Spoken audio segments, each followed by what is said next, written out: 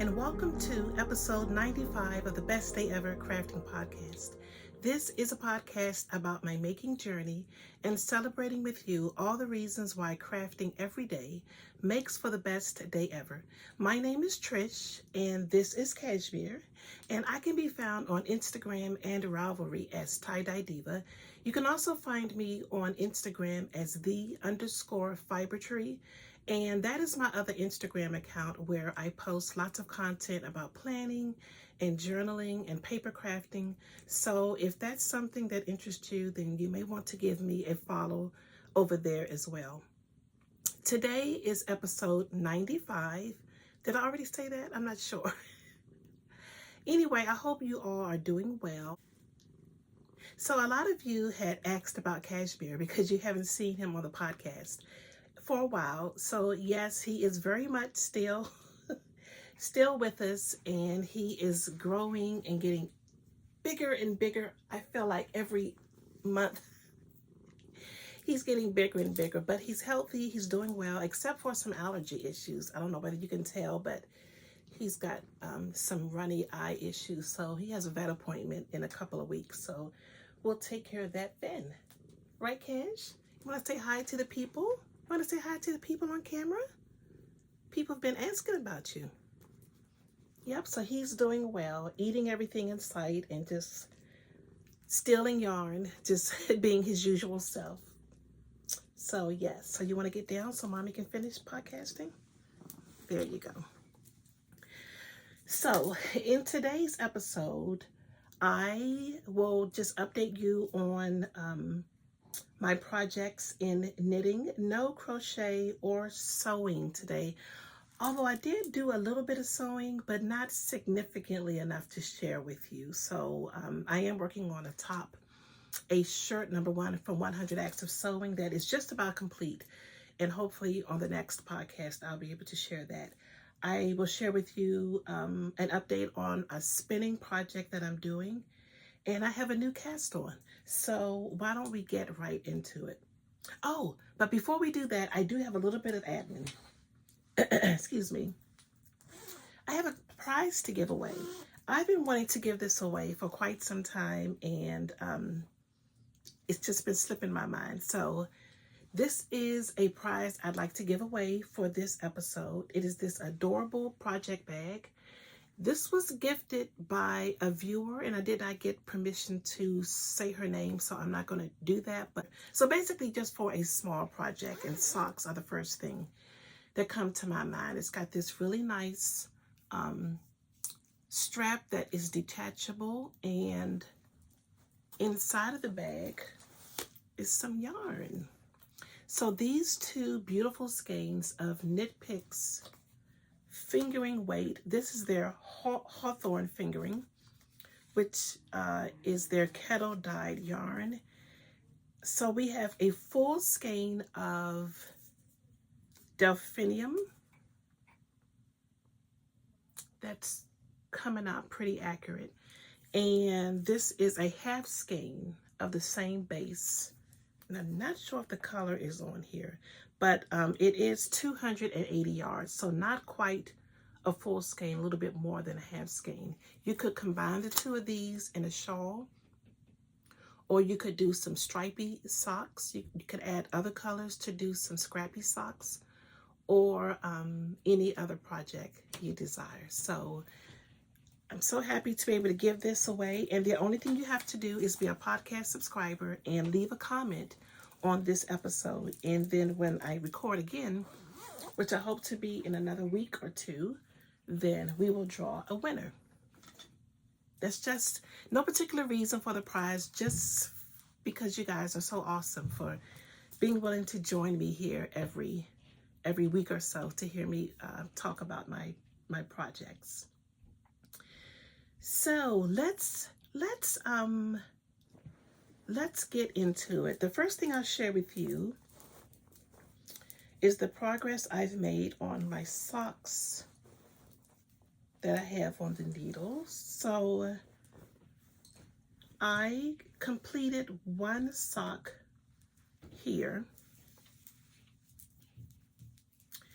And this is from the Perfect Pair yarn by Arnie and Carlos. And I have since thrown away the tag to this yarn, but I think I might have recorded it on my Ravelry page. If not, I can always go to Amazon and see what the color is, because that's where I got this from. So as you can see, it is a patterned yarn. It is a superwash yarn, and I think it's a 75-25 merino nylon blend. The pattern that I used is Vanilla Socks on Magic Loop by Crazy Sock Lady. And I used a US one, which is a 2.25 millimeter needle. I have to say, when I started working with this yarn, I wasn't really enjoying the process. Even though it is a superwash yarn, it is very toothy, and it's a bit, I think it's a bit rustic for a superwash yarn.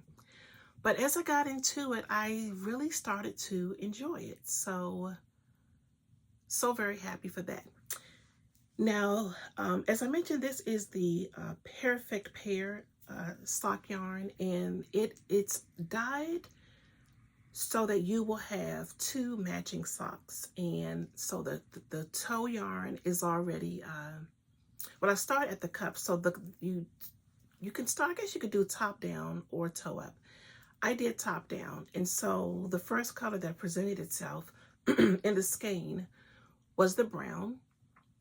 And I did have to cut the yarn because this was as far as I wanted the cuff to go. I still had quite a bit of this brown to work with. As a matter of fact, I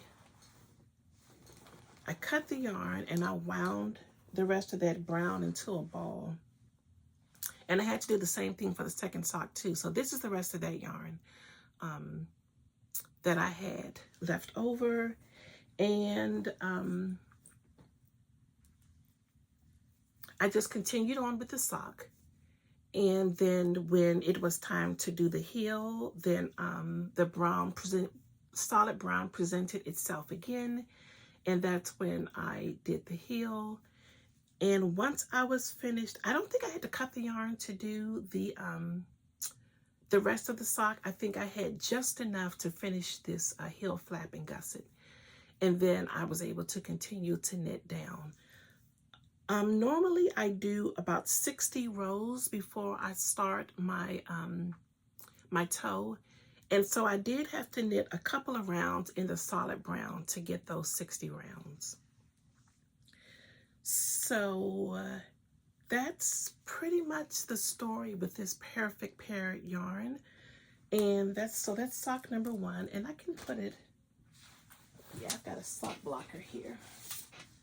I'll put it on a sock blocker so you can see it a little better. I haven't soaked this one yet,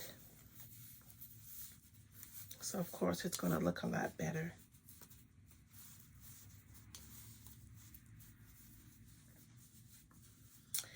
And the size for these, I guess it would be medium. So I did 64 stitches. If I use this yarn again, I do have more of this yarn. I would definitely do a 54 stitch sock, because as you can see, these are a little baggy. This yarn is not only a bit rustic, but it's also, I would describe it as a heavy fingering. So there it is on a sock blocker.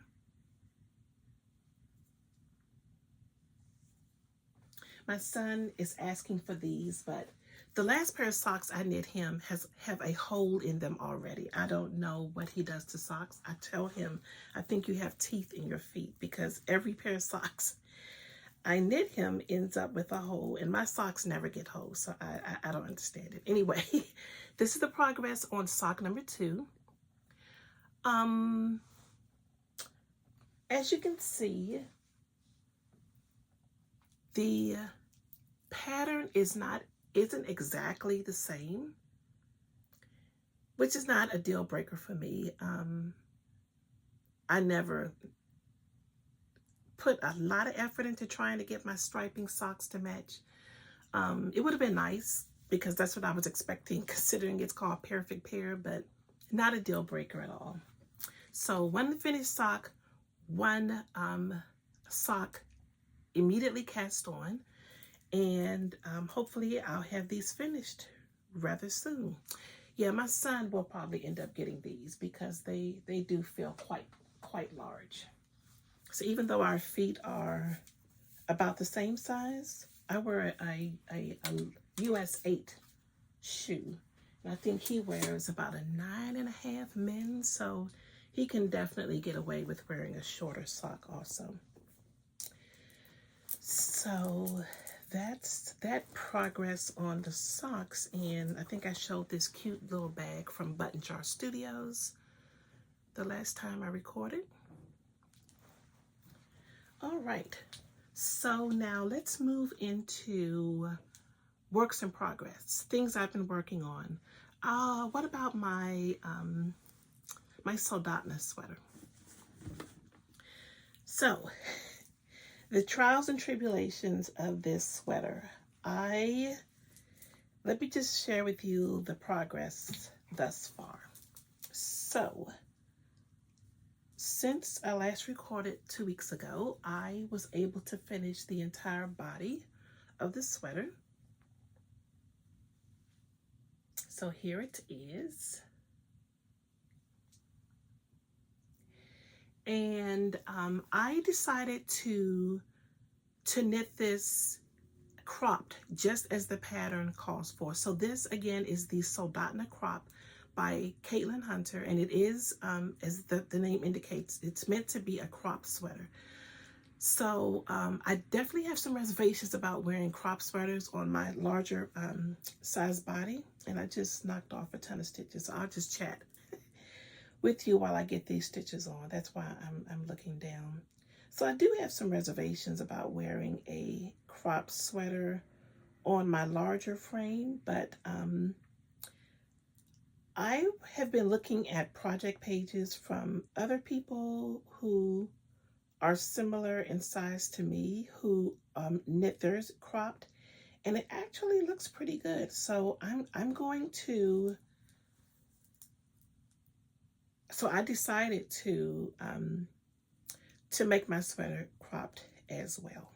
Sorry, I'm still trying to get these stitches back on the needle, so I'll fix the rest of that later. But it basically stops like right at my belly button.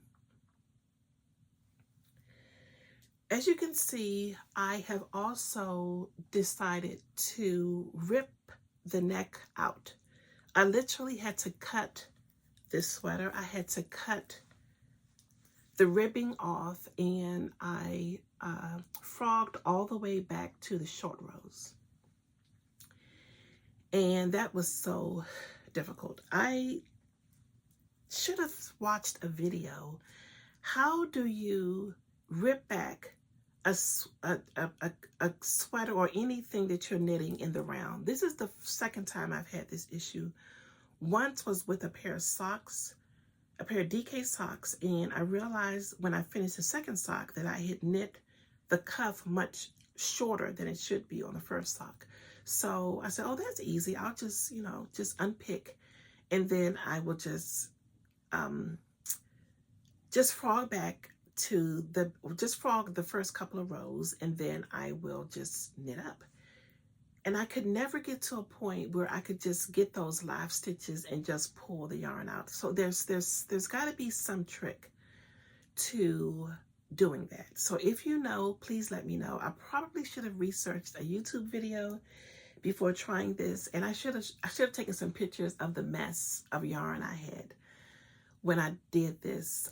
So basically, I got it done. I cut off the rib neckline, and then I still couldn't get it to rip. So then I literally cut down to the short rows, or maybe a few rows before the short rows, and I just had to pick until I had a couple or enough live stitches to put back on the needle. So that's where I am now, and I tried it on, and I'm not going to try to insert short rows. It fits just fine, it falls just fine, and I think I'm going to get a little bit more length when I block it. I also, as you can see, I did my ribbing for the bottom, and I did not change needles because I like for my cuff to be nice and flowy, not cuff, my ribbing. I like the ribbing for my sweater to flow in to the same side stitches as the body of the sweater, and I don't want that ribbing to cinch in. I just want it to lay nice and flat, so I didn't change needle sizes. And what else can I say? Yep, so all I have to do now is the short sleeve cuff. I just have to do the ribbing for the cuff once I finish the ribbing for the neckline. And this is how much yarn I have left of this beautiful purple, which should be, I'm thinking it's going to be just enough to do the sleeves and the neckline. I do still have quite a bit of the gray, so if for some reason I run into issues, I could always knit the sleeve cuffs in gray, but I really, really want to do it in purple because all the other finishings will be in purple, including the hem. So that's where I am with this sweater. I think a couple of hours of knitting and I will be done. I do have quite a bit of ends to weave in. I'm very proud of this sweater because this is my very first all over colorwork sweater. And I did debate on whether I wanted to do the these little blips of color, the colorwork on the body of the sweater. And I'm really glad that I did because I think that overall it really just finishes the whole project so lovely. So that is where I am. I've already discussed yarns on several episodes since I've been working on this, so I won't go into that. But it will be listed on my my project page, and when it is finished and I show you the finished garment, then I will go over all those things once again. So again, that is the Soldotna Crop by Caitlin Hunter.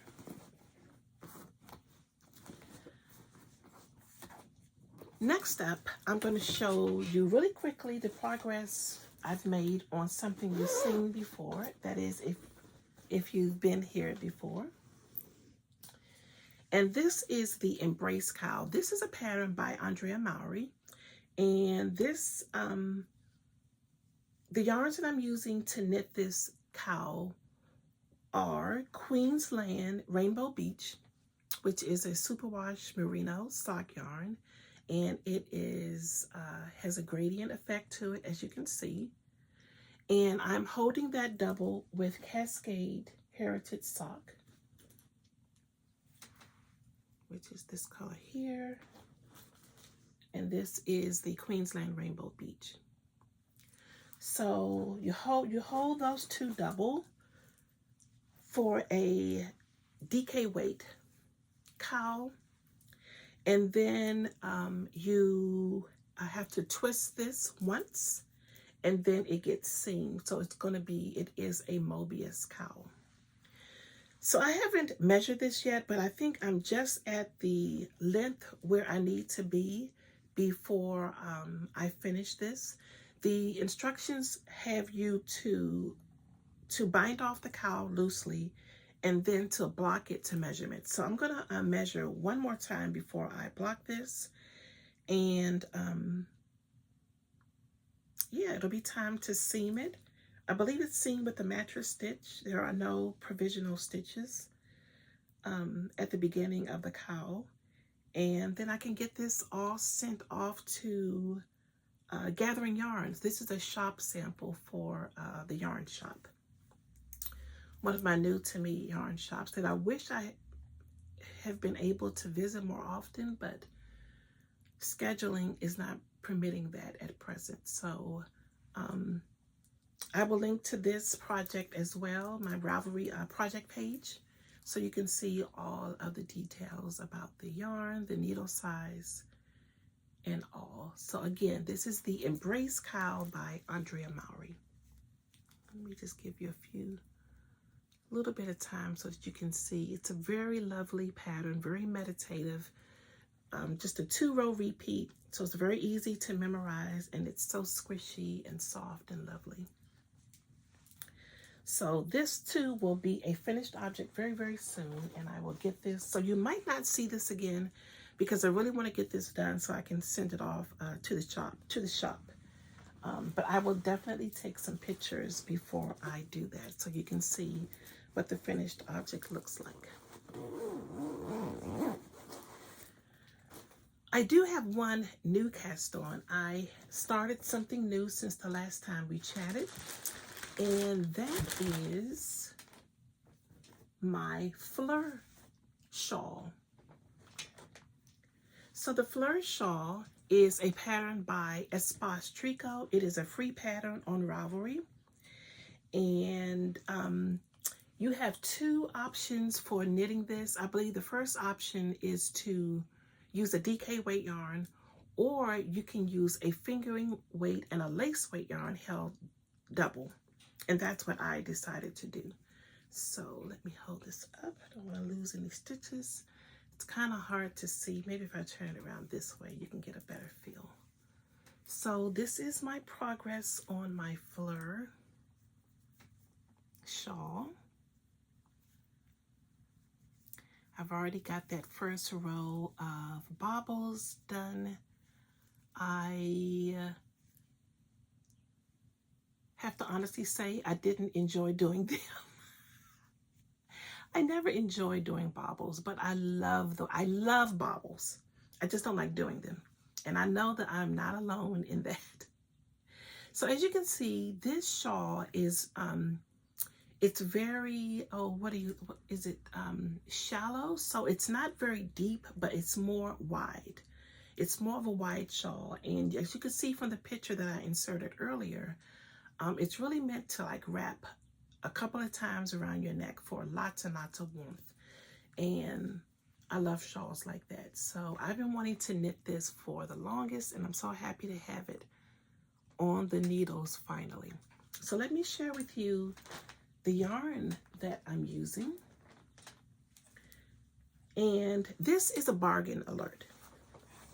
This is a bargain alert. So as I said, if you're going to go with the option of using a fingering weight yarn and a lace weight yarn, I believe it calls for a mohair silk hand-dyed yarn.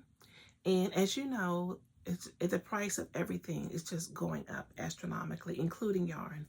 So I'm personally trying to be a lot smarter about the way I buy yarn. So this was a good bargain alert, I thought. So the fingering weight that I chose is this beautiful color here, and this is by Miss Babs. So the fingering weight is Miss Babs Yummy 2-ply. And this color is Beach Glass, and it comes in at 400 yards per skein. And instead of my second yarn being a mohair silk blend, I decided to go with the Miss Babs Yet lace. This is considered I consider it to be a heavier lace than a mohair silk. I don't know whether this is picking up all the variegation and color in it. It's just so pretty. So absolutely beautiful. And this color is In the Meadow. And these two held together is making this beautiful fabric here. So the reason this is a bargain is because the Yet lace is 400 yards, 62 grams, and yes, it is considered a heavy lace yarn, and it's $18. So $18 is very easily about half the price you would pay for some skeins of hand-dyed lace, silk mohair. So definitely take that into consideration. I have some other skeins of this Yet lace, and I Had completely forgot about how lovely it was. So when I went to the Miss Babs trunk show in Fiberspace a couple of weeks ago, and I was looking for yarn to knit the fleur shawl, and I couldn't find a color that I knew that this beach glass, this main color, was the color I wanted to use, but I couldn't quite find a mohair to blend with it. So I got to looking at her Yet lace, and I found the perfect match, and I saved a few bucks. So very happy about that. This is knit on a US 8 needle, and I don't know what the millimeters are on that, but it is making for an extremely squishy, lovely, lovely fabric. So I'm enjoying every single stitch of this, and I've got maybe about 4 more rows to go before I do another section of baubles. So really, really enjoying this. I am using my Lento needles. And the millimeters are actually on the needles. It is a 5 millimeter. Oh, actually I'm using a 9. US 9 5 millimeter needle. Glad I looked at that. US 9 5 millimeter needle. You know, when you're doing multiple projects, sometimes it's hard to keep up. It's hard to keep up with all of the needles. I'm going to share with you next the progress I have made on my spinning project. So I had this 4-ounce braid of fiber from the Nest Fiber. This is a club color from January 2023, and the color is Love Struck. I'm going to insert a picture of the braid here.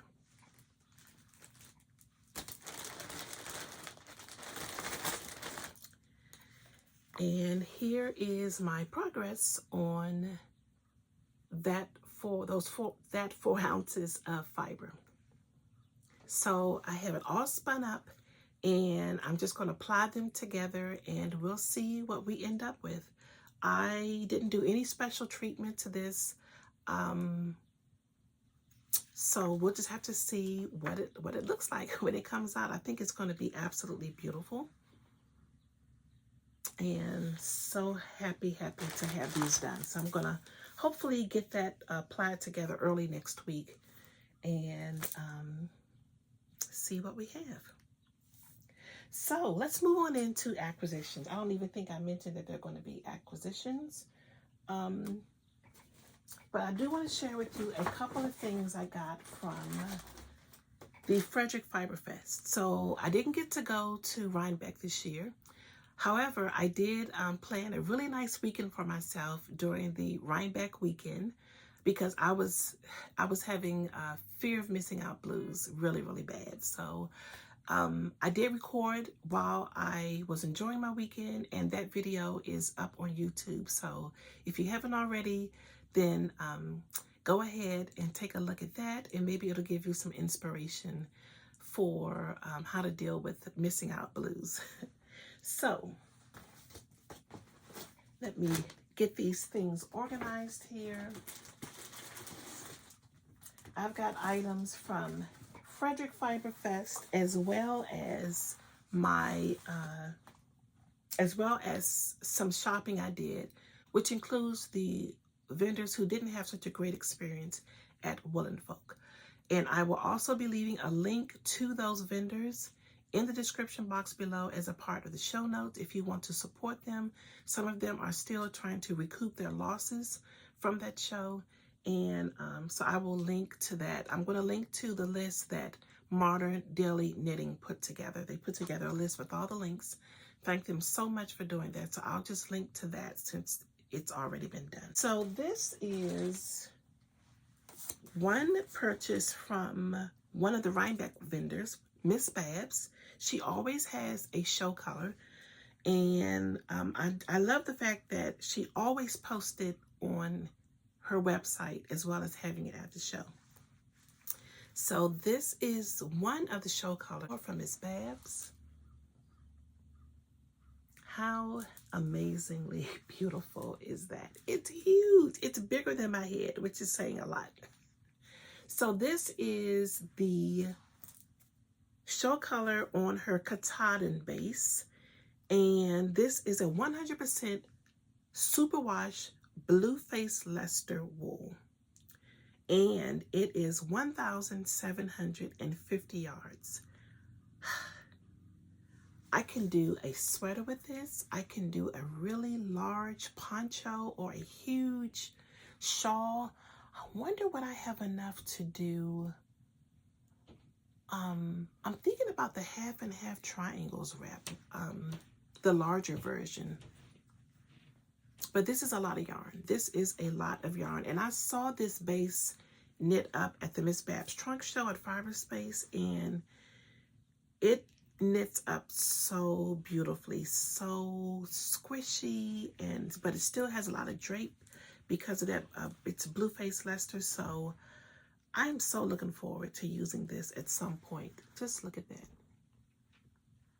So pretty. So that's one thing from the Rhinebeck weekend. I'm still waiting on a couple of other things that I purchased.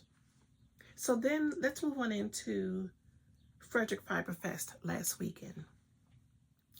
Some of the vendors who didn't have some of the vendors from Woolen Folk also vended at Frederick Fiber Fest. They were already scheduled to vend there. So I knew when I was going to go that I wanted to visit some of those booths to support them.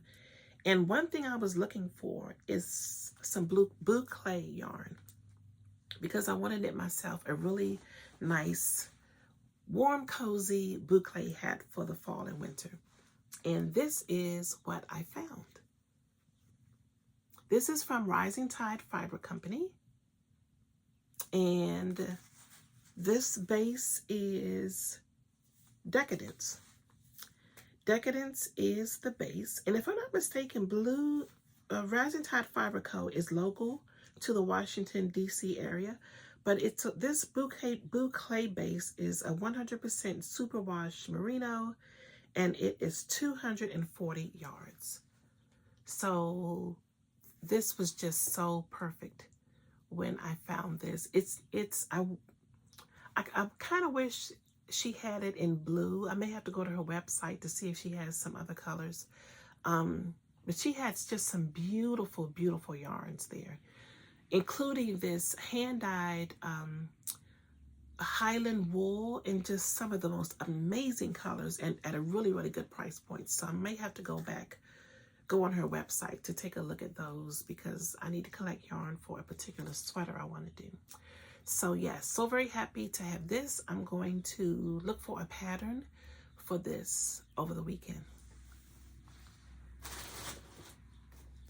Of course, I had to visit my friends at 29 Bridges, and I was so delighted to find out that they are now dyeing fiber. So I was just about to check out, and as I usually do, I'm still shopping when I'm checking out. And this caught my eye, and I was like, Mike, are you guys dyeing fiber now? And sure enough, they are dyeing fiber. So look at this. Does this not scream fall to you? This is going on my wheel next. As soon as I get these two plied up, this is going on the wheel next. Well, maybe not next, because I do have something else on the wheel, so I got to get that off the wheel to ply. Anyway, maybe this will be the second thing that goes on my wheel after I get what I have on the wheel spun up. Look at those blues and purples and browns and greens. So excited. This is going to be stunning. So beautiful. So this is Tarhi, 4 ounces. And the color says OPW. And I don't know whether that's a particular color or a no-name color, but it's lovely.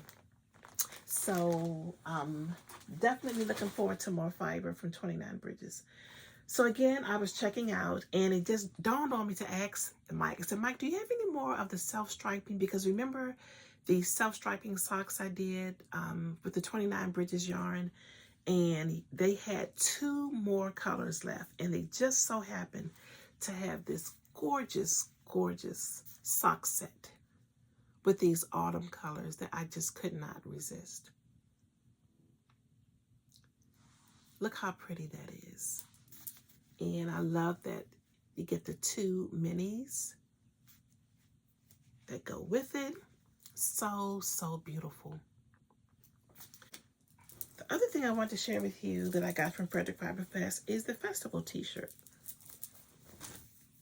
So it just says it says Fiber Fest on the front, and on the back it's got these cute little colorful sheep that says all kinds of fibery goodness. Yay. So very excited about this. I love my novelty knitting shirts. Okay, so I think that's all I have to share with you. So let's answer a couple of questions that you guys have asked. In particular, I've gotten 2 questions about sweater knitting. And one question was, do you only knit top-down sweaters? So the answer to that is yes and no. So I definitely, the majority of my sweaters are top-down, be it a raglan shaped sweater or a top-down yoke sweater like the Soldotna. And I really like knitting top-down sweaters. Number 1, because it means I don't have to seam them in the end. Number 2, I'm able to try it on as I go so that I can adjust the fit. And yeah, those are the main reasons. There are some exceptions. I knit the Novelli Tee by Caitlin Hunter, which is a bottom-up sweater.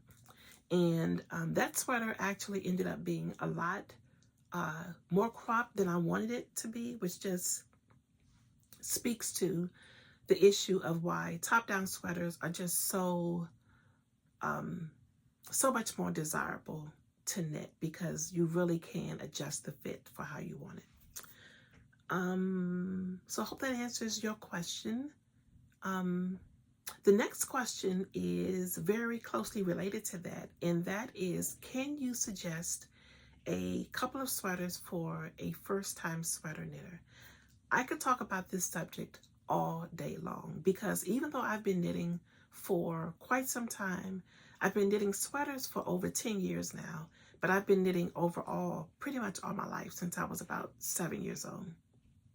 So even though I've been knitting that long, I still prefer really simple patterns. I say this over and over again, simple patterns that really allow the yarn to speak for itself.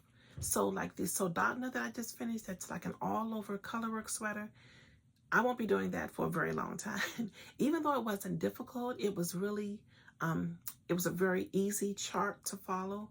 I just want to knit. I just want to enjoy the beautiful yarn, which is why I really love projects like this, like this fleur shawl. I really enjoy garter stitch, which is just knit, knit, knit every round. I love stockinette stitch in the round, where I just knit, knit, knit, do a couple of increases every now and then, maybe some striping of color.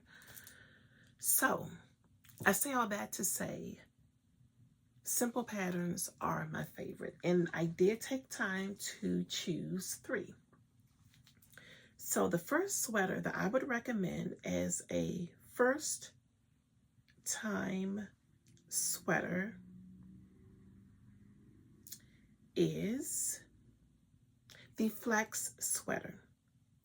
And this is a sweater by Tin Can Knits. So the Flax sweater is a free pattern. You can find it on Ravelry. It's an absolutely lovely pattern. I've knit this once for my husband. There's a picture of the sweater here on my phone. As you can see, it is a top-down sweater. You can see the raglan shaping in front of the sleeves there. So I can already attest to the fact that this is a very approachable knit. And another thing that I like about simple patterns, so I love a simple pattern, but I also like to have a little interest to it. And as you notice on this sleeve, there is a garter panel on both sleeves. So that gives you some interest when knitting this sweater also. This sweater comes in a wide range of sizes from 0 to 6 months, all the way up to a 6XL. So you can knit this sweater for an infant all the way up to a 70-inch chest. So it is quite size inclusive, and it is knit in a worsted weight yarn. So it would go really, really quickly on US 8 or 5 millimeter needles for the body, and US 6 4 millimeter needles for the ribbing. Again, this is the Flax sweater by Tin Can Knits. The other sweater that I would recommend as a first-time sweater is the Ankers Summer Shirt by Petite Knit.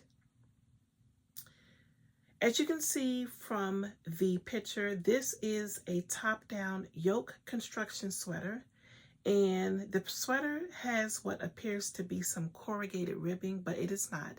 It is just some simple 1x1 ribbing, and it is separated by increases depending on your size.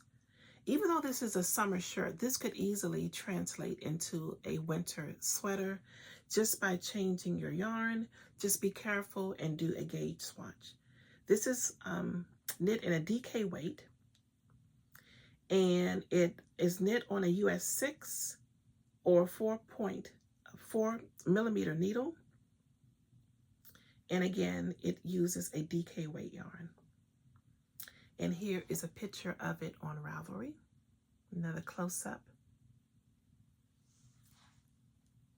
This sweater is also size inclusive. It goes from an extra small all the way up to a 5XL, which actually the largest size will fit a 55 to 59-inch bust. So I think we could use a little bit more wiggle room in those sizes. I would like to see this sweater go up to at least a 70-inch bust, and I think that that is quite possible when you look at the construction of it. Again, another reason why I like top-down sweaters, as I mentioned, is that you can adjust the sizing. Even though most sweaters, these sweaters, they have the sizing, but there's just so many variables to take into consideration. So say, for example, I have a very large, wide back. I'm large busted, and then I have a sharp decrease like in my upper waist, but then I have a large midsection also. So there's a lot of things I need to take into consideration.